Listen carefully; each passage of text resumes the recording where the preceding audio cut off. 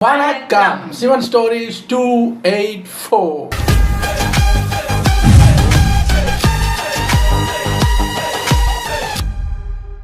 எங்கள் சேனலில் சிவன் ஸ்டோரி பார்க்குற அந்த 337 வியூவர்ஸ் மன்னிச்சுக்கோங்க. இது அந்த ஃப்ளாஷ்பேக் ரொம்ப இழுத்துக்கிட்டு போகிறதுனால நாங்கள் அப்படியே சரி அப்புறம் பண்ணுவோன்னு 2-3 நாள் கெப் ஆகி போயிருக்கு ஒவ்வொரு எபிசோடுக்கு நடுவில். மன்னிச்சுக்கங்க, முடிஞ்ச அளவுக்கு கண்டினியூஸாக போட ட்ரை பண்ணுறோம். மறுபடியும் அந்த 337 பேர்கிட்ட மன்னிப்பு கேட்டுக்கிறேன். இந்த சீரீஸ் எப்படி போனாலும் அந்த 300 பேர் பார்த்தே வெயிட் பண்ணுறீங்க பார்த்தீங்களா? ஆஹா, அந்த அன்புக்கு ரொம்ப நன்றி. சரி வாங்க இன்னும் வீடியோவை பார்த்துடலாம். இது ஒரு 22 மினிட்ஸ் வீடியோ இருந்தாலும் டக்குன்னு பார்த்துட்டு ரெடி. இந்த பாட்டோட ஸ்டார்டிங் சீன்ல மகாதேவர் தனியா காட்டுக்கு நடுவுல உட்காந்து கல்லையும் மர துண்டுகளையும் வச்சு ஏறைய உருவாக்கிட்டு இருக்கிறார். இன்னொரு பக்கம் சதிதேவி புலி அவங்கள தாக்க வந்தப்ப பள்ளத்துல தவறி விழுந்த நேரம் சிவன் அவங்கள காப்பாத்துறத நினைச்சு பார்த்துட்டே தனியா நிக்கிறாங்க. ஆனா அவங்களுக்கு நினைவுல சிவனோட முகம் சரியா பதியல. சோ ஏதோ குழப்பத்திலேயே நின்றுட்டு இருக்காங்க. இவங்க இப்படி நின்றுட்டு இருக்கிறத பார்த்த அக்காங்க 2 பேரும் சதிதேவி கிட்ட என்னாச்சுமா தூங்காம ஏன் நின்றுட்டு இருக்க அப்படின்னு விசாரிக்க, சதிதேவியோ அக்காங்க கிட்ட தெரியல அக்கா, ஏனோ எனக்கு வித்தியாசமான உணர்வுகள் தோன்றுகிறது. யாருக்கோ நான் ரொம்ப தேவைப்படுற மாதிரியும் அவரோட முக்கியமான நோக்கத்தை நிறைவேற்ற நான் ரொம்பவே தேவைப்படுறேன், இன்னும் யாரோ என்ன கூப்பிடுற மாதிரி இருக்குன்னு சொல்லிட்டு நான் என்னமோ இங்க கட்டுண்டு இருக்கிறது போலவும் இங்க இருந்து விடுதலை பெற்று எங்கேயோ போகணும்னு தோன்றதா சொல்றாங்க. இதை கேட்ட அதிதி சதிதேவி கிட்ட எனக்கு ரொம்ப ஆச்சரியமாக இருக்கு சதி, நீ இப்படி சொல்றத பார்க்கும்போது ஆச்சரியமாக இருக்கிறது. நீ தானே இப்படி அரண்மனையை விட்டு வெளியில போகணும்னு தெரிஞ்சுக்கிட்டு ரொம்ப உற்சாகமா இருந்த, அதுவும் இன்னைக்கு நேத்திக்கு மாதிரி இந்த மாதிரி நீ வெளியில சுத்துறதே கிடையாது. ஆனா இப்படி வெளியில வரணும் சுத்தணும் தானே ஆசைப்பட்ட, இப்ப என்ன இப்படி எல்லாம் பேசுறேன்னு கேட்க, அதுக்கு சரி உண்மைதான் அக்கா, நான் எல்லையை விட்டுட்டு வெளியில வரது நினைச்சு ரொம்ப ஹாப்பியா தான் இருந்துச்சு. ஆனா இப்ப என்னமோ ரொம்ப கவலையாக இருக்கிறது, நிலையற்ற தன்மையில இருக்கிறது போல ஃபீல் ஆகுதுங்கறாங்க. சரி ஏன் இப்படி எல்லாம் தோணுதுன்னு தெரியல. இத்தனை வருஷம் கழிச்சு நான் சுதந்திரமாக இருக்க வாய்ப்பு கிடைச்சுமே என்னால பயன்படுத்திக்க முடியலையே, இந்த வனத்துல இருந்து வெளியிடம் போன பிறகும் இப்படித்தான் ஃபீல் ஆகுமோ அப்படின்னு அவங்க பாட்டுக்கு புலம்பிட்டே இருக்க, 2 அக்காங்களும் நேத்து யாரோ நம்ம கூடாரத்தை நோக்கி வந்தாரு, அவர் தூரத்துல இருந்து பார்க்க ஏதோ விசித்திர பிராணிகளோட தலைமை மாதிரி இருந்தார், அவர் நேத்து திரும்ப போயிட்டாரு, ஆனா மறுபடியும் வரதுக்கு வாய்ப்பு இருக்கு. சோ நீ போய் உள்ள ரொம்ப சேஃபா நிம்மதியா தூங்க முயற்சி பண்ணு, இன்னைக்கு நீ நல்லபடியா தூங்கினாதான் நாளைக்கு டிராவல் பண்ண கொஞ்சம் வசதியாக இருக்கும்ட்டு தங்கச்சியை உள்ள அனுப்பி படுக்க வைக்கிறாங்க. நாளைக்கு காலையில புறப்பட ஆரம்பிச்சா சூரியன் மறைறதுக்குள்ள நாம இந்த வனத்தை விட்டு வெளியில போய் ஆகணும் அப்படின்னு அட்வைஸ் பண்ணி சதிதேவியை கூடாரத்தை நோக்கி அழைச்சிட்டு போறாங்க. அப்ப நம்ம சதி திரும்பி பார்த்துக்கிட்டே சிவனை யாருனே தெரியாம அவரை பத்தி மனசுல நினைச்சுக்கிட்டே மனசுக்குள்ளவே நீ யாரோ என்னவோ யாரா வேணாலும் இரு, எங்க வேணாலும் இருந்துட்டு போ, ஆனா நான் உன்னை நிச்சயம் கண்டுபிடிப்பேன் அப்படின்னு மனசுக்குள்ள வைராக்கியமா அவங்க நினைச்சுக்கிறாங்க. அப்படியே சிவன் அந்த பக்கம் எதையோ மும்முரமா செஞ்சுக்கிட்டு இருக்க, இன்னொரு பக்கம் நந்தியும் சிவகணங்களும் சிவனை தேடிக்கிட்டே போறாங்க. அந்த பக்கம் எரிஞ்சு போன இலைகளை பார்த்த நந்தி, என்னோட பிரபு இந்த பக்கம் தான் எங்கேயோ போயிருக்கணும், இங்கதான் பக்கத்துல இருக்கணும்னு சொல்ல, ஒரு சிவகணம் நந்தி கிட்ட நம்ம பிரபு ஏன் இங்க வரணும்னு கேட்க, இன்னொரு சிவகணமோ நம்ம பிரபு அந்த படை வீரர்கள் மறுபடியும் பார்த்திருந்து ஏதாவது பிரச்சனை ஆகியிருந்தா என்ன பண்றது, நம்ம தலைவனை நாம தானே காப்பாத்தணும் அப்படிங்கிற மாதிரி பேசிக்கிறாங்க. நந்தியோ சும்மா கடண்டா, அவரை நினைச்சா மொத்த உலகத்தையுமே காலி பண்ணிடுவாரு, அப்பேற்பட்ட சக்தி இருக்கு அவருக்கு, அப்படி இருக்க அவருக்கு எப்படி மற்றவங்களால தீங்கி ஏற்படும், எப்படி பிரச்சனை வரும், தேவையில்லாம கண்டதை யோசிச்சு டைம் வேஸ்ட் பண்ணாம சீக்கிரமா நம்ம பிரபுவை கண்டுபிடிக்கணும் தேடி போறாங்க. ஆளாளுக்கு ஒரு பக்கம் தேடுறானுங்க. அப்படியே சிவனை காட்ட அவர் மும்மரமா எதையோ செஞ்சுக்கிட்டு இருந்தாரு இல்லையா, வேற எதுவும் இல்ல உடுக்கையை தான் அவர் செஞ்சுக்கிட்டு இருக்காரு. இங்கிட்டு சதிதேவி தனியா உலாத்திக்கிட்டு இருக்க, அந்த நேரம் சதீஷ் அதான் அங்கீர ரிஷியோட மகன், அவர் அனுப்பின மெயின் அடியாளு சதிதேவி கிட்ட பயணத்துக்கு எல்லாம் ரெடி தேவி, நீங்க உடனே கிளம்ப வேண்டியதான் பாக்கின்னு சொல்ல, சதிதேவி குழப்பத்தோட யாரையா நீங்களா, எங்கேயா அந்த மந்திரி எங்க போனாரு, உங்களை நான் இதுவரை பார்த்ததே இல்லையே அப்படின்னு கேட்கிறாங்க. வந்த சதீஷோட அடியாலோ, என்ன சதீஷ் மகாராஜா தான் உங்களோட பாதுகாப்புக்காக அனுப்பி இருக்கிறாரு, ஏன்னா உங்க மந்திரி மகோதயன் உங்க அப்பா கிட்ட இதுவரை நடந்த அந்த பயணத்தை பத்தியும் இனிமே நடக்க போற பயணத்தை பத்தியும் அப்டேட் பண்ண போயிருக்கிறாரு. சோ நீங்க அனுமதி கொடுத்தா நாம இங்க இருந்து உங்களுக்காக காத்துக்கிட்டு இருக்காருன்னு சொன்னதும் சதிதேவி கிளம்ப ரெடியாக அங்க இருந்து போயிட்டாங்க. அவங்க அங்க இருந்து போன பிறகு அந்த அடியாளு, உங்க மந்திரி கதைய அமைதியா சத்தமே இல்லாம முடிச்சிட்டோம், இப்போ உங்களோட கதையும் முடிக்க போறோம்னு வில்லத்தனமா மனசுக்குள்ள சொல்றாங்க. ஆக மந்திரி மகோதயனை கொண்டுட்டாங்கன்னு மட்டும் தெரியுது. அங்க கட் பண்ணா சிவன் உடுக்கைய முழுசா செஞ்சு முடிச்சிடறாரு. இத பார்த்த நாராயணர் பிரம்மதேவர் கிட்ட, இந்த வாத்தியம் தான் சதிதேவியை சிவன் கிட்ட மறுபடியும் கொண்டு வர போகுதுன்னு, இந்த உடுக்க ஓசைதான் மகாதேவர் மனசை அமைதியாக்கி அவரை உலக நன்மைக்கான பாதையில மறுபடியும் கொண்டு வர போகுதுன்னு சொல்றாரு. இங்கிட்டு சிவன் உடுக்கைய சும்மா லைட்டா அடிச்சு பாக்குறாரு. அந்த பக்கம் சதிதேவியோட அக்காங்க நின்னு பேசிக்கிட்டு இருக்க, சதிதேவி கூடாரத்தை விட்டு வெளியில வந்து அவங்க அக்காங்க கிட்ட நின்னுட்டு இருக்காங்க. அதே இடத்துல தூரத்துல சத்பீசனோட ஆளு ஒரு வில் வீரனை கூட வச்சுக்கிட்டு அவங்க கிட்ட சதியை கொல்ல இதை விட ஒரு நல்ல சான்ஸ் கிடைக்காது, நீ இவங்க மந்திரியை எப்படி கொன்னையோ அதே மாதிரி இந்த சதியையும் கொன்னுடு, இது நம்ம மகாராஜா சத்பீசனோட ஆணைன்னு சொல்ல, அந்த வில்வீரனும் ஏண்டா வெண்ண கொஞ்ச நேரத்துக்கு முன்னாடி தானே தனியா என்ன சதிக்கிட்ட பேசுனேன், அப்பவே இவனை வச்சு இந்த அம்பை விட்டு கொல்லாம போய் ரெடியாங்கன்னு சொல்லி அவங்கள ஒரு கேங்கோட அனுப்பிட்டு தூரத்துல இருந்து கொல்ல பாக்குறியே, நீ எல்லாம் என்ன சரி அம்பை எடுத்து வில்லுல ஏற்றி சதிதேவியை குறிபாத்து நின்றுகிட்டு இருக்கிறான். இங்கிட்டு நம்ம சிவன் மெய்மறந்து உடுக்கி அடிக்க அந்த ஒளி காடு முழுக்க பரவுது. இந்த ஒளியை திடீர்னு எல்லாரும் கேட்டதும் அப்படியே ஸ்டன் ஆகி போய் நிக்கிறாங்க. அம்பு விட ரெடியா இருந்தவனும் அந்த வில்ல அப்படியே கீழே இறங்கிட்டான். கூடாரத்துல இருந்து புறப்பட ரெடியா வேலை பார்த்துக்கிட்டு இருந்தவங்களும் நின்னுறாங்க. எல்லாரும் அங்கிட்டு இங்கிட்டு பார்த்துக்கிட்டு இருந்த நேரம் சதிதேவி பாட்டுக்க உடுக்கை ஒளி வரக்கூடிய அந்த திசையை நோக்கி அவங்க பாட்டுக்கு போய்கிட்டு இருக்க. கொஞ்ச நேரம் கழிச்சு தான் அதிதி தேவி சதியை காணாமே அப்படின்னு தேட ஆரம்பிக்கிறாங்க. ஆனா அங்க கட் பண்ணா சதிதேவி காட்டுக்குள்ள உடுக்க ஒளி வரக்கூடிய அந்த திசையை நோக்கியே போய்கிட்டு இருக்காங்க. சிவன் இந்த பக்கம் தன்னை மறந்து உடுக்கி அடிக்க, அந்த பக்கம் சதிதேவி நடந்து காட்டுக்குள்ள வந்துகிட்டே இருக்காங்க. இது ரெண்டத்தையும் மாறி மாறி நமக்கு காட்டுறாங்க. ஒரு கட்டத்துல சிவன் உடுக்கி அடிக்கிறதையே நிறுத்திட்டாரு. உடுக்க சத்தம் நின்னதும் சதிதேவி அதுக்கப்புறம் தான் சுயநினைவுக்கே வந்த மாதிரி இங்கேயும் அங்கேயும் சுத்தி முத்தி பார்த்துட்டு ஐயோ எங்கேயோ மாட்டிக்கிட்டோமோ அப்படின்ட்டு கால் போன போக்குல இப்ப போறாங்க. சிவன் அவரோட உடுக்கிய தன்னோட சூலத்துல கட்டி வைக்கிறாரு. இப்ப சதிதேவி சுயநினைவுக்கு வந்து, ஆமா நான் இங்க இருக்கிறேன், நான் பாட்டுக்கு அந்த ஒளியை ஃபாலோ பண்ணிட்டே வந்துட்டேன், நாம இப்போ உடனே கூடாரத்துக்கு போய் ஆகணுமே, அக்கா கூட சேர்ந்தாகணுமே அப்படின்னு யோசிக்கிறாங்க. இதை பார்த்த நாரதர் இவங்க ரெண்டு பேரோட வேதனை சீக்கிரமாக முடிய போகுதுன்னு நினைக்கிறேன்னு நாராயணர் கிட்ட சொல்றாரு. அப்படியே காட்டு பக்கம் வந்தா நம்ம சிவன் நடந்து போற இடமெல்லாம் தீப்பத்தி எரிஞ்சுக்கிட்டே போகுது. இன்னொரு பக்கம் நம்ம சதிதேவி நடந்து வர்ற இடமெல்லாம் மழை பெஞ்சுக்கிட்டே இருக்கு. இப்பதான் நமக்கு அந்த கதையெல்லாம் காட்டுறாங்க. சதிதேவியும் சிவனும் ஒரே இடத்துல பேரலா வேற வேற திசையை நோக்கி நடந்து போய்கிட்டு இருக்காங்க. சிவன் ஏதோ கால் போன போக்கில் நடந்து போய்கிட்டே இருக்க, சதிதேவி வழி தவறி போய் வழி தேடி போய்கிட்டு இருக்காங்க.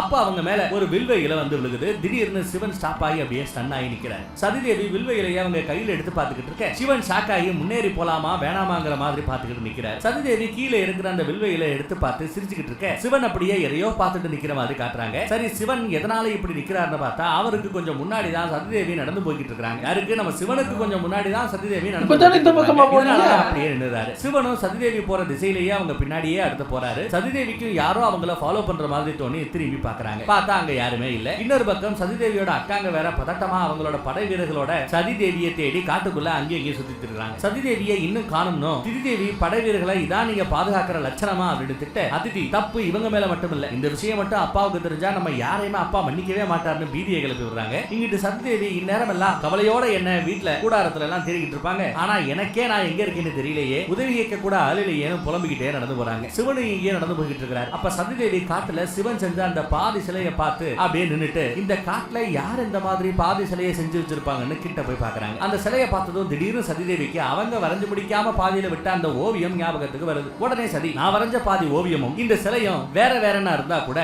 எனக்கு ஏன் இந்த ரெண்டுக்கும் ஏதோ சம்பந்தம் இருக்கிற மாதிரி தோணுதே அப்படின்னு குழம்பிட்டு இருக்காங்க. இன்னொரு பக்கம் சிவன் நின்னு எதையோ பார்த்துக்கிட்டு இருக்கிறார், எதையோ நினைச்சுக்கிட்டு இருக்கிறார். ஒண்ணுமில்ல, அந்த மலை முகட்டுல நின்னுக்கிட்டு சதிதேவிய பள்ளத்துல விழுந்ததுல இருந்து காப்பாத்துறது, அவங்க ஜுரத்தை போக்க இவர் மேலேயே பனி அப்படியே பூசி வைத்தியம் பார்த்தது, சதிதேவி குரலை கேட்டு அந்த ஏரியா பக்கம் வந்து தூரமா நின்னு அப்படியே சைட் அடிச்சது, அப்புறம் கடைசியா தண்ணியில இவர் பிம்பத்துக்கு பதிலா சதிதேவி உருவத்தையே பார்த்ததுன்னு எல்லாத்தையும் நினைச்சு பார்த்துக்கிட்டு நிக்கிறார். இன்னொரு பக்கம் சதிதேவி காட்டுல ஒரு மயிலை பார்த்துட்டு அதை கையில எடுத்து வச்சுக்கிட்டு, நீ தான் இந்த காட்டுக்குள்ளேயே வாழ்ற உயிரினமாச்சு, உனக்கு என்ன கவலை, இஷ்டத்துக்கு நீ வாழலாம் அப்படின்னு பேசிக்கிட்டு இருக்க. சதிதேவிக்கு பக்கத்துல ஏதோ சத்தம் கேட்குது. என்னாச்சுன்னு பார்க்க முயலை அங்கேயே விட்டுவிட்டு சத்தம் வந்த திசையை நோக்கி போறாங்க. புதர்ல ஏதோ ஆசைய இவங்க என்னன்னு மெதுவா போய் எட்டி பார்த்தாக்கா ஒரு புலி அங்க இருக்குங்க. அதை பார்த்ததும் சதிதேவி பயந்து போய் அங்கிருந்து ஓடி போய் கொஞ்சம் தூரத்துல போய் நின்று பாக்குறாங்க.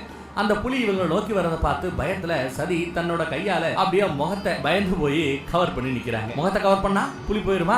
அந்த நேரம் நம்ம மகாதேவரோட நிழல் மட்டும் தெரியுதுங்க. சதிதேவி இன்னும் கண்களை மூடிக்கிட்டு, என்ன புலி நேரம் வந்து நம்மள சாப்பிட்டு இருக்கணுமே, இன்னுமா வந்துகிட்டு இருக்குன்னு அவங்க கையை விலக்கி பார்த்தா நம்ம மகாதேவர் புலிக்கும் சதிக்கும் நடுவுல சும்மா கெத்தா நின்னுகிட்டு இருக்கிறாரு. நம்ம சிவன் கையில திரிசூலத்தை வச்சுக்கிட்டு உருமிக்கிட்டு இருக்கிற அந்த புலிய கண்ணாலேயே நிறுத்த பாக்குறாரு. பின்னாடி இருந்து பாக்குற நம்ம சதிதேவிக்கு சிவனோட உருவத்தை பார்த்ததும் அன்னைக்கு ராத்திரி பார்த்தா அதே உருவமே நினைச்சு பார்த்துட்டு அப்படியே போய் நிக்கிறாங்க. அந்த புலி அப்பவும் அடங்காம சிவன் மேலேயே பாய பாக்குது. ஆனா சிவன் தன்னோட சூலத்தை வச்சு புலிய குத்தி அப்படியே நிறுத்திடுறாரு. அந்த புலியை அப்படியே தூக்கி வீசிட்டு கோவமா நிக்கிறாரு. சதிதேவி இன்னும் அவரோட முகத்தை பார்க்காமயே, இன்னும் சிவனோட முகத்தை அவங்க பார்க்கல, வெறும் உடம்ப மட்டும் உருவத்தை மட்டும் தான் பாக்குறாங்க. நான் சொல்றத கொஞ்சம் கேளுங்களேன் அப்படின்னு சொல்லிட்டு கண்டுக்காம போற நம்ம சிவன் பின்னாடியே போய்கிட்டு இருக்காங்க. என்னங்க கொஞ்சம் நில்லுங்க, நான் சொல்றத கேளுங்க அப்படின்ட்டு பின்னாடியே போய்கிட்டு இருக்காங்க. அவர்கிட்ட என் உயிரை காப்பாத்துனதுக்கு ரொம்பவே நன்றின்னு சொல்லிட்டு, நீங்க யாரு, இந்த வனத்துல என்ன பண்ணிட்டு இருக்கீங்க, நீங்க தானே இதற்கு முன்னாடி என்ன காப்பாத்துனது அப்படின்னு வரிசையா கேள்வி கேட்டுக்கிட்டே போக சிவன் கண்டுக்காம வேகமா போய்கிட்டே இருக்கிறாரு. சதிதேவியும் வேகமா அவர் பின்னாடியே, நான் பிரஜாபதி தச்சனோட மக சதி, நான் இங்க வழி தவறி வந்துட்டேன், நீங்க என்ன அவாய்ட் பண்ற மாதிரி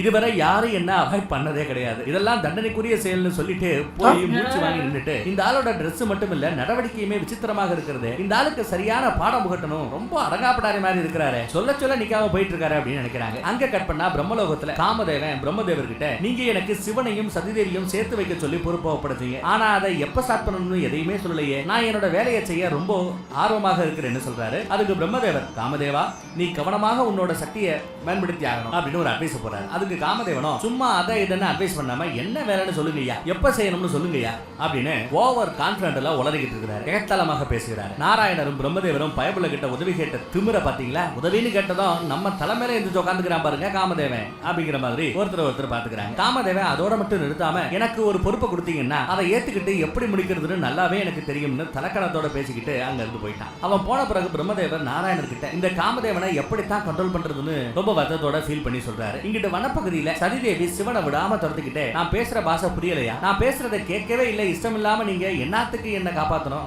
நான் பேசுறதை கேட்க கூட இஷ்டம் இல்லைன்னா என்ன டாஸுக்கு நீங்க என்ன காப்பாத்தணும், ஒரு பொம்பளை புள்ள பேசிட்டே வரேன் கொஞ்சம் கூட ரெஸ்பான்ஸ் பண்ண கூடாதா, ஏன் அமைதியாவே இருக்கிறீங்க, இந்த காட்டுல ஏன் தனியா சுத்திட்டு இருக்கீங்கன்னு கேப் விடாம கேள்வி கேட்டோம். அப்பயும் நோ ரெஸ்பான்ஸ். சரி நான் பிரஜாபதி தட்சனோட மகளான சதி உங்களுக்கு கட்டளை இடுகிறேன் நில்லுங்கன்னு அதிகாரத்தோட சொல்லி நிக்கலைனா விளைவுகள் ரொம்ப மோசமாக இருக்குன்னு மிரட்டாரு. அப்புறம் சிவன் சட்டுன்னு நின்னு எனக்கே ஆர்டர் போடுறியா அப்படின்னு கோவமா திரும்பி பார்க்கறாரு. கொஞ்சம் பயந்து போன நம்ம சரிதேவி இப்ப என் கேள்விகளுக்கெல்லாம் நீங்க பதில் சொல்லியே ஆகணும்னு சொல்ல சிவன் மறைச்சுக்கிட்டே சதியை நோக்கி போறாரு. சதிதேவி பதட்டத்தோட இங்க பாருங்க நான் என் கேள்விகளுக்கு பதிலத்தான் கேட்டேன், என்ன நோக்கி நீங்க நடந்து வரணும்னு என்ன கிட்ட வந்து பார்க்கணும்னு உங்களுக்கு நான் ஒன்னும் பர்மிஷன் கொடுக்கல, பின்னாடி போங்க அப்படின்னு சொல்லி பாக்குறாங்க. பட் சிவன் போற மாதிரி தெரியல. அதனால இந்த அம்மாவே பின்னாடி போக நம்ம சிவனும் சதியை நோக்கி வரல, சதிதேவியவே கிராஸ் பண்ணி போய் அங்கிட்டு ஒரு செடியில மாட்டிக்கிட்டு இருந்த ஒரு பறவையை இவர் கையால காப்பாத்தி பறக்க விடுறாரு. சோ சிவன் திரும்ப வந்தது சதிக்காக, சதியோட பேச்சுக்கோ இல்ல சதியோட கட்டளைக்கோ மதிச்சு அவர் இப்படி திரும்பி வரல. இந்த செயல் சதிதேவிக்கு ரொம்ப பிடிச்சு போகுது.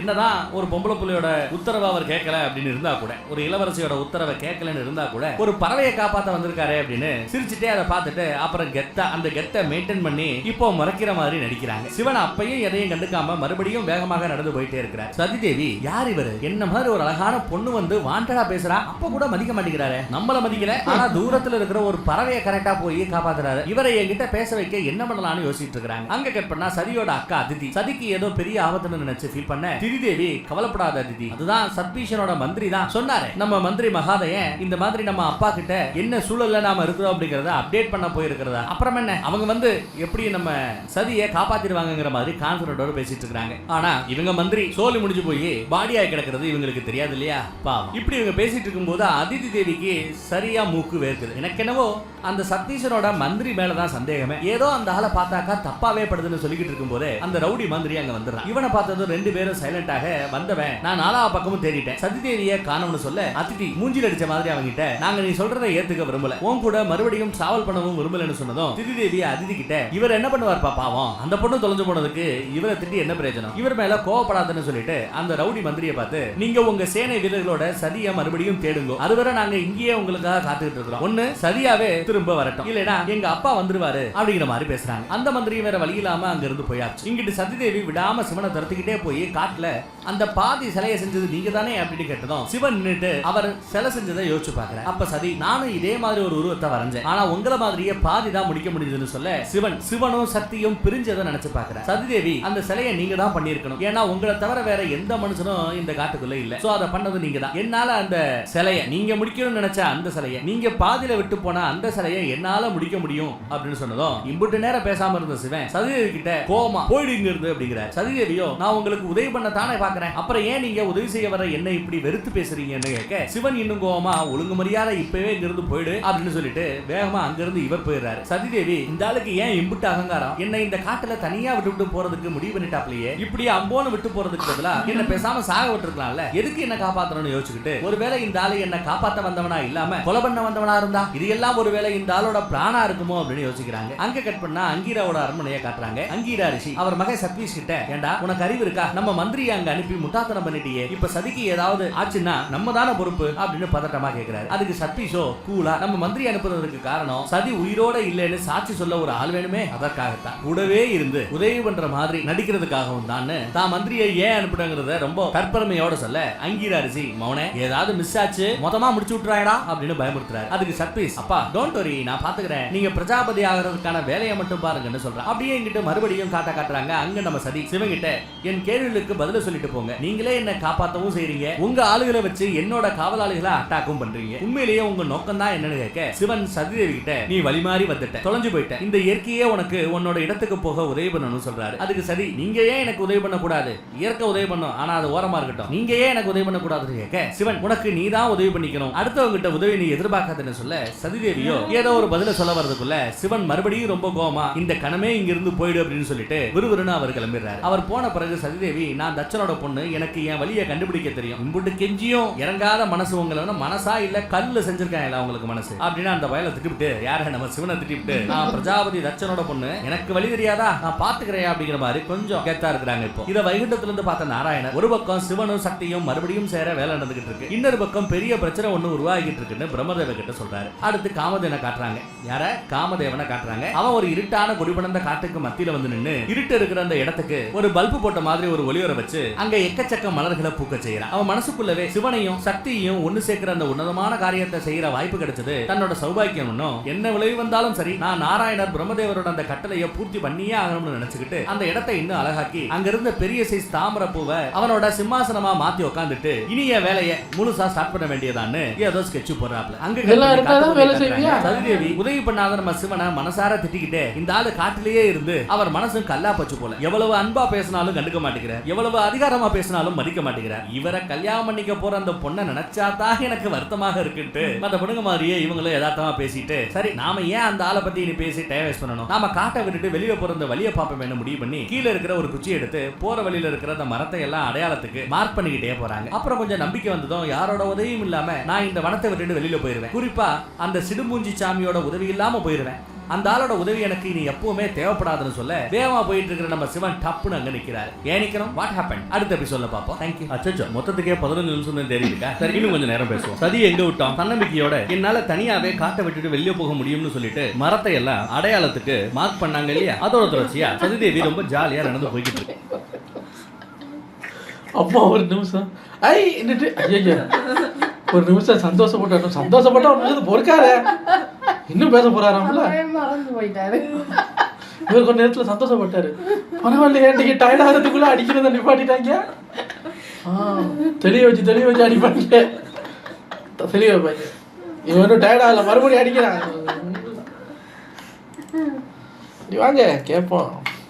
மறுபடியும் அவங்க ஏற்கனவே மார்க் பண்ண ஒரு மரத்துக்கே வந்து நிக்கிறாங்க. அப்ப என்ன அர்த்தம், சுத்தி ஒரே இடத்துக்கு திரும்ப வந்துட்டு இருக்காங்க, பாதத்துல அர்த்தம். அப்பவும் சதிதேவி மனம் தளராம இன்னும் நம்பிக்கையோட மறுபடியும் வழியை தேடி போவேன், நான் கண்டுபிடிச்சிருவேன் அப்படின்னு அவங்களையே மோட்டிவேட் பண்ணிட்டு போறாங்க. அப்புறம் புதுசா ஒரு வழியை பார்த்ததும் இந்த வழியில போவோம் அப்படின்னு முடிவு பண்ணி போறாங்க. போற வழியில திடீர்னு கால் இடறி ஒரு பள்ளத்துல விழ போறாங்க. அதுல வேகமா ஆத்து தண்ணி ஓடிக்கிட்டு இருக்கு. ஆனா லாவகமா அந்த நேரம் ஒரு மரக்கிளைய பிடிச்சிட்டு தொங்கிட்டு இப்போதைக்கு தப்பிச்சிட்டாங்க. இருந்தாலும் ரொம்ப நேரம் இப்படியே தொங்கிக்கிட்டு இருக்க முடியாதுங்கிறதுனால யாராவது உதவிக்கு வாங்கல அப்படின்னு கத்திக்கிட்டே யாரோட உதவியும் கிடைக்காததுனால தவிச்சுக்கிட்டு கஷ்டப்பட்டுக்கிட்டு புலம்பிக்கிட்டு இருக்காங்க. அந்த நேரம் கரெக்டா நம்ம சிவன் அங்க வந்து நிக்கிறார். சதிதேவி அவரை பார்த்துட்டு எதுவும் பேசாம இருக்கிறாங்க. உதவி கேட்கல, சிவன் கிட்ட கேட்கல. சிவன் கையை கொடுத்து தூக்கி விடலாம்னு பாக்குறாரு. ஆனா சதிதேவியோ வாயை வச்சுக்கிட்டு சும்மா இல்லாம, நீ ஏன் என்ன ஃபாலோ பண்ணிட்டே வர, நான் இங்கதான் இருக்கிறேன்னு உனக்கு எப்படி தெரியும், நீ தான் இதெல்லாம் பிளான் பண்ணி பண்றியா அப்படின்னு கேட்க, சிவனோ என்னமா நீ உதவி பண்ணலான்னு வந்தா ஓவரா பேசுறியே அப்படின்னு அங்க இருந்து விட்டுட்டு போக பாக்குறாரு. ஆனா சதியோ பதறி போய், என்ன இப்படியே தொங்க விட்டுவிட்டு நீ வாட்டுக்கு போயிட முடியாதியா, இதெல்லாம் இயற்கை நீதிக்கு எதிரானது, நான் தட்சனோட மகளான சதி உனக்கு ஆணையிடுகிறேன், என்ன ஒழுங்கு மரியாதையா இதுல இருந்து காப்பாற்ற. உடனே சரி, நீ பிரஜாபதியோட மகளோட கட்டளையவே மீறிறியா என்ன, இப்படி மீறினா அதற்கான தண்டனை உனக்கு நிச்சயம் கிடைக்கும் அப்படின்னு சொல்லி சும்மா மிரட்டி பாக்குறாங்க. அதுக்கு நம்ம சிவனும், இந்த காட்டுக்குன்னு எந்த பிரஜாபதியோ பிரபஞ்ச அதிபதியோ கிடையாது, இளவரசியோ கிடையாது, இது ஜஸ்ட் காடு, இயற்கையோட விதிப்படி மட்டும்தான் இது இயங்கும், உன்ன மாதிரி இளவரசிகளோட கட்டளைக்கு கீழ்ப்படியாது அப்படின்னு நோட் பண்ணிடுறாரு. உடனே நம்ம சதிதேவி, யோ நீ தத்துவம் எல்லாம் பேசுறிய, இந்த நிலைமையில இருந்து அதுவும் ஒரு பொண்ணு வெளியில வர முடியாதுன்னு உனக்கு தெரியும் தானே, நீ இப்படி ஒரு பொண்ணை தனியா விட்டுட்டு போனா உனக்கு தாயா அது பாவம், உன்னை பார்த்தா உன் வாழ்க்கையில இதுவரைக்கும் புண்ணியமே பண்ணாத ஒரு ஆள் மாதிரி இருக்கிற, உனக்கு புண்ணியம் பண்ணுவதற்கான ஒரு வாய்ப்பு தருகிறேன், என்ன காப்பாத்தி புண்ணியத்தை சம்பாதிச்சுக்க அப்படிங்கிறாங்க. சிவனோ சரி விட்டா இந்த பொண்ணு பேசிக்கிட்டே இருக்குன்னு சொல்லிவிட்டு கைவிடுத்து மறுபடியும் சரி வந்து தொலை அப்படின்னு உதவி செய்ய பார்த்தா சதிதேவி கையை நீட்ட மாட்டேங்கிறாங்க. கேட்டா தொட மாட்டாங்களாமா. ஏன் தொட மாட்டாங்கன்னா, நீ ஒரு ஆம்பளை, நானும் ஒரு கன்னி பொண்ணு, நாம 2 பேரும் டச் பண்ணிக்கிறது தப்புன்னு சொல்ல, சிவனோ இதெல்லாம் யாருமா உனக்கு சொன்னதுன்னு கேட்கிறாரு. சரி இந்த மாதிரி ரூல்ஸை போட்டு அப்படியா அப்ப நின்னுட்டு கமான் அப்படின்னா ஏறி வந்திருக்கேன். 90s கிட்ஸோட மோசமா இருப்பீங்க போல இல்லையா, தொட்டா குழந்தை பிறகு ஒண்ணு நீங்களும் நம்புறீங்க என்ன சார். போட்டதே எங்க அப்பா பிரஜாபதி தான் அப்படின்னு சொன்னதும் சிவனோ சரி இப்படி ஒரு ரூல்ஸ் போடுவதற்கு என்ன காரணம் அப்படின்னு கேட்கிறாரு. சதியோ அதெல்லாம் எனக்கு தெரியாது, எங்க அப்பா ரூல் போட்டா போட்டதுதான், அதை எதிர்த்து யாரும் கேள்வி எல்லாம் கேட்க கூடாது, அதை அப்படியே ஃபாலோ பண்ணணும்னு சொன்னதும் சிவன் இதெல்லாம் சரிப்பட்டு வராதுன்னு மறுபடியும் ஓரமா போய் நின்னுக்கிட்டு வரமா நான் இங்கதான் இருப்பேன், நீ அங்கேயே தொங்கிட்டு திரி, அப்பனோட சட்ட திட்டங்கள் உன்னை வந்து காப்பாத்துதான்னு பாப்போம், கண்ணி பொண்ணா கைபிடிக்க கூடாதாமா அப்படின்னு சொல்லி கிண்டல் பண்ண சதிதேவியோ யோ என்னையா அப்படி ஓரமா போய் நிக்கிற, இப்ப எப்படியா நான் வெளியில வருது அப்படின்னு கேக்குறாங்க. அதுக்கு சிவன் இது காடு, இங்க காட்டுக்கான ரூல்ஸ் மட்டும்தான், அதுல எந்த பேதமோ பிரிவினையோ கிடையாது, உனக்கு உன்னோட ரூல்ஸ் தான் முக்கியம், உங்க அப்பனோட ரூல்ஸ் தான் முக்கியம்னா நீ ஏன் மேல ஏறி வந்துக்க, ஆனா இந்த மாதிரி முட்டாத்தனமான பிரிவினையில இருந்து இந்த சமூகம் எப்பதான் வெளியில வருமோ அப்படின்னு சலிச்சுக்கிட்டு அப்படியே போற மாதிரி போயிட்டு சதிதேவிக்கு உதவி பண்ண மர விழுதுகளை அப்படியே கயிறா மாத்தி ஒரு முனைய மரத்துல கட்டி இன்னொரு முனைய சதிதேவி இருக்கிற அந்த கிளை மேல போட்டுவிட்டு அவர் பாட்டுக்க நீயும் ரூல்ஸும் அப்படின்ட்டு போயிடுறாரு. சதிதேவி கூப்பிட கேட்காம போறத பார்த்த சதி சரி நாமளே இதை பிடிச்சு ஏற முயற்சி பண்ணி மேல ஏறி வந்துடுறாங்க. மேல எல்லாம் அழுக்காயிட்டதுனால ஃபர்ஸ்ட் சுத்தமாகணும்னு முடிவெடுக்கிறாங்க. அங்க கட் பண்ணா சொர்க்கலோகத்துல இந்திரனை மீட் பண்ண காமதேவன் வந்து நிக்கிறான். இந்திரன் என்னப்பா இந்த பக்கம் அப்படின்னு கேட்க காமதேவனோ எனக்கு ஒரு முக்கியமான பொறுப்பை கொடுத்திருக்காங்க, சோ எனக்கு சில தேவர்களோட உதவி வேணும், நான் அவங்கள கூட்டுக்கலாமா அப்படின்னு கேட்கிறாரு. அதுக்கு இந்திரனோ உங்களுக்கு இல்லாத உதவியா, யார் வேணுமோ எத்தனை பேர் வேணுமோ கூட்டுக்கங்க, அப்புறம் முக்கியமான விஷயம் எதிர்காலத்துல உங்க உதவி எனக்கும் தேவைப்படும், அப்ப நீங்க மறுக்காம உதவி செய்யணும்னு இப்பவே ஒரு நங்கூரத்தை நச்சுன்னு போட்டுக்கிறான். காமதேவனும் சரின்னு தலையாட்டிட்டு தான் என்ன வேலை பார்க்க போறோங்கிற அந்த மேட்டரை சொல்லாமலேயே தனக்கான டீம் காமதேவன் இனிதான் சிறப்பான தரமான சம்பவங்களை நடத்த போறாரு அப்படின்னு மட்டும் நமக்கு தெரியுது. அடுத்து காட்டுறாங்க. அங்கிட்டு சிவன் ஒரு அருவி பக்கத்துல இருக்கிற ஆத்துல தண்ணி குடிச்சுக்கிட்டு இருக்க சதிதேவி அங்கேயும் வந்து யோ நான் இம்புட்டு நேரம் தண்ணிக்காக அலையிறேனே, எனக்கு இங்கதான் தண்ணி இருக்குன்னு சொல்லி இருக்கலாம் இல்லையா அப்படின்னு கோமா பேச சிவன் ரொம்ப சிம்பிளா நீ கேட்கல நான் சொல்லல, நீ தண்ணியை தர்றேன்னு எனக்கு அப்படி தெரியும்ங்கிறார். சதிதேவியோ இதான் பாக்குறேல்ல என் ட்ரெஸ் முழுக்க அழுக்கா இருக்குல்ல, இதை கிளீன் பண்ண எனக்கு தண்ணி வேணும் தானே, இது உனக்கு தெரியாதா, காமன் சென்ஸ் கூட இல்லையா அப்படின்னு கேட்க சிவன் பாட்டுக்கு போய் ஒரு பாறையில படுத்து தூங்க ஸ்டார்ட் பண்ணிடுறாரு. இப்போ அவரோட உதவி சதிதேவிக்கு வேணுங்கிறதுனால கூப்பிட்டு பாக்குறாங்க. மனுஷன் அப்படி ஒரு தூக்கம் தூக்குறாரியா, கண்டுக்கவே இல்லை அந்த அம்மாவை. சரி வேற யாராவது ஒரு வகையில அந்த ஆளை எழுப்புமேனு சதிதேவி கீழே ஒரு இலை எடுத்து சிவன் கால்ல கூசுற மாதிரி பண்றாங்க, சிரிப்பு முட்டி விடுறாங்க. அப்பவும் சிவன் ரெஸ்பான்ஸ் பண்ணாததுனால என்ன பிறவிடா அந்த மனுஷன் சலிச்சுக்கிட்டு அந்த இலையை அவர் மூச்சியில போடுற மாதிரி அதுலயும் மூச்சையே நிப்பாட்டுற மாதிரி போட்டு எழுப்ப பாக்குறாங்க. அங்க கட் பண்ணி தச்சனோட அரண்மனையை காட்ட தச்சன் கிட்ட பிரகு ரிஷி யாகத்துக்கான எல்லா ஏற்பாடுகளும் முடிஞ்சிருச்சு, நீங்க ஒரு முறை வந்து பார்த்து ஓகே சொன்னா போதும்னு சொல்றாரு. தச்சனோ என் வீரர்கள் தான் திறமை இல்லாத இருக்காங்கன்னா உங்களோட பவர் என்னாச்சு, ஏன் என்னோட மகளை பத்தி எந்த தகவலும் உங்களால சொல்ல முடியலன்னு கேட்க பிரகு ரிஷியும் என்ன மன்னிச்சிருங்க பிரஜாபதி, நான் எவ்வளவு முயற்சி பண்ணியும் என்னால எதையும் தெரிஞ்சுக்க முடியல, ஆனா எனக்கு நம்பிக்கை இருக்கு சீக்கிரமே உங்க மகளை பத்தின அந்த செய்தி வந்து சேருங்கிறாரு. அதுக்கு தச்சன் யாகம் ஸ்டார்ட் ஆன பிறகு சேரி வந்து யாருக்கு என்ன லாபம் அப்படிங்கிறாப்ல. உடனே காசிப ரிஷி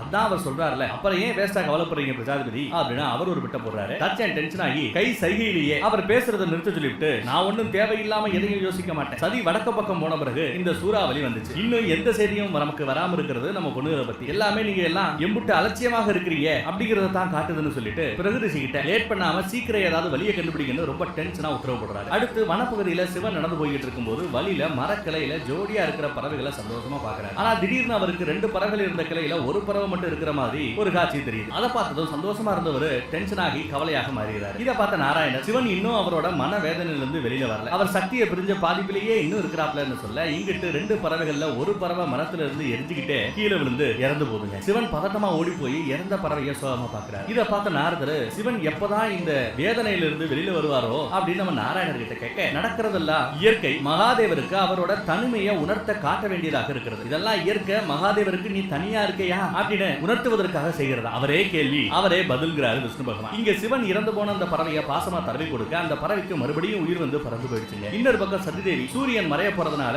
நைட்டு இங்கேயே தங்கி ஆகணும்னு முடிவு பண்ணி உட்கார ஒரு பெட் மாதிரி ரெடி பண்ணிட்டு அக்காங்க 2 பேரும் கவலையா இருப்பாங்க, அப்பாவுக்கு நீஸ் போய் யாக நேரத்துல நாம இப்படி தொலைஞ்சு போனதை நினைச்சு ரொம்பவே கோவப்படுவாரு அப்படின்னு புலம்பிட்டு எல்லாத்துக்கும் அந்த ஆள் தான் காரணம், அவர் மட்டும் சரியான நேரத்துக்கு நான் வனத்தை விட்டு வெளியில போக வழி சொல்லி இருந்தா, ஆமா சுத்தி இவங்க காட்டுக்குள்ளேயே சுத்திட்டு இருக்காங்க இல்லையா, வெளியில போறதுக்கான அந்த வழியை மட்டும் சொல்லி இருந்தா நான் இந்நேரம் என்னோட இடத்துக்கே போயிருப்பேன் அப்படின்ட்டு அந்த ஆளை அகங்காரம் பிடிச்சவன் திமிரு பிடிச்சவன் காட்டு மிராண்டி அப்படின்னு திட்டிட்டு இருக்கும் போதே சிவன் அங்க வந்து நிக்கிறார். அவரை பார்த்ததுமே சதிதேவியோ நீ என்ன ஃபாலோ பண்றேன்னு நல்லாவே தெரியுதியா அப்படின்னு சொல்ல சிவனோ நான் உன்ன ஃபாலோ பண்ணல நீ தான் என்ன ஃபாலோ பண்ணிட்டு இருக்கேன்னு கடுப்பா சொல்லிட்டு போயிடுறாரு. அப்படியே இருட்டி போயிடுது. சதிதேவி அந்த காட்டுல பயத்தோட நடந்து போயிட்டு இருக்க சிவன் எங்கேயோ தியானம் பண்ணிட்டு இருக்காரு. சதிதேவி போற இடமெல்லாம் அனிமல்ஸ் கத்துற அந்த சத்தமும் குதிரெல்லாம் அசைற மாதிரியும் பார்த்து இன்னும் பயந்து போய் மரத்துல ஏற பாக்குறாங்க. அவங்க போட்டிருக்க அந்த ட்ரெஸ்னால மரம் ஏற ரொம்பவே சிரமமா இருக்கு, ரொம்ப கடுப்பாகிறாங்க. அப்புறம் விடிகிற வரைக்கும் உசுரோட இருக்கணும்னா அதுக்கு நெருப்போட துணை வேணும் அப்படின்னு முடிவு பண்ணி சின்ன சின்ன குச்சியெல்லாம் பொறுக்கி அடுக்கி வச்சு கல்ல உரசி தீ மூட்டை பாக்குறாங்க. ஆனா அந்த ஐடியா ஒர்க் அவுட் ஆகிற மாதிரி தெரியலங்க. கிட்டத்தட்ட அழுகையே வந்துருது. நான் இம்பிட்டு சீக்கிரம் அல்ப ஆயுசுல சாக விரும்பல, நான் வாழணும், எனக்கு ஏதாவது ஆகிட்டா என்ன பெத்தவங்கள அவங்களாலும் என்னோட அக்கா வலுதாலையும் அதை தாங்கிக்கவே முடியாது, நான் உயிரோட இருந்தே ஆகணும்னு ஃபீல் பண்ணிக்கிட்டு தூரத்துல ஒரு குகையை பாக்குறாங்க. அங்கதான் நம்ம சிவன் தவம் பண்ணிக்கிட்டு இருக்காரு. இதுக்கப்புறம் என்ன ஆகும் மீதி கதையை அடுத்த எபிசோட்ல பார்ப்போம். காத்துருங்க. சும்மா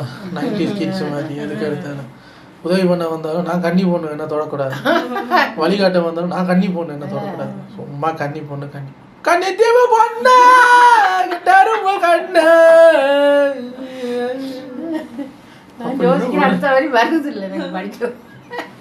இப்படிதான் பாடணும். சும்மா காட்டுக்குள்ள இருந்தா இப்படி பாடுங்க. அப்போ உங்க அக்காவுக்கு சத்தம் கேட்டு ஓடி வந்துருவாங்க. ஏமா உசுர வாங்கி இதுல நடுவுல பிராங்க் வேற. Okay bye. 5 நிமிஷம் தான் இருக்கா, சரி இன்னும் கொஞ்சம் கண்டினியூ பண்ணுவோம். இவருக்கு வந்த சந்தோஷமெல்லாம் வந்த வழியா ஓடி போயிருக்கு. ஐயோ ஐயோ.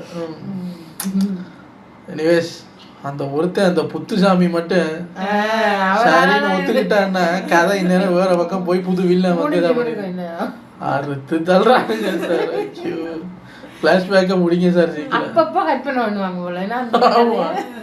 எனிவேஸ் உங்களை நாளைக்கு வந்து சந்திக்கிறேன்.